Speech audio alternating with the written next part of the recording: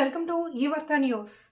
శ్రీ భైరవేశ్వర స్వామి ఆలయానికి జాతీయ ఉపాధి హామీ పథకంలో 4 లక్షలు వేయించేసి సీసీ రహదారి ఏర్పాటు చేస్తున్నారు. సత్యసాయి జిల్లా కదిరి నియోజకవర్గం నంబుల పూలకొండ మండల దాని చెరువు గ్రామ సమీపంలోనే శ్రీ భైరవేశ్వర స్వామి ఆలయానికి గ్రామస్తులు మహాశివరాత్రి రోజుతో పూజలకు వెళ్లాలంటే రహదారి లేక ఇబ్బంది పడేవారు. ఈ సందర్భంగా తెదేపా ప్రభుత్వం అధికారంలోకి రాగా ఆలయాలపై ప్రత్యేక దృష్టి సారించారు. దీంతో దాని చెరువు గ్రామస్తులు భైరవేశ్వర స్వామి ఆలయ రహదారి కోసం ఏర్పాటు తెదేపా నాయకులు ప్రజలు అందరూ కలిసి ఎమ్మెల్యే కందికొండ వెంకటప్రసాద్కు విన్నవించుకున్నారు. స్పందించిన ఎమ్మెల్యే జాతీయ ఉపాధి హామీ పథకంలో 4 లక్షలు వెచ్చించి 120 మీటర్లతో సీసీ రహదారి ఏర్పాటు చేసి గ్రామస్తులకు వెసులుబాటు కల్పించారు.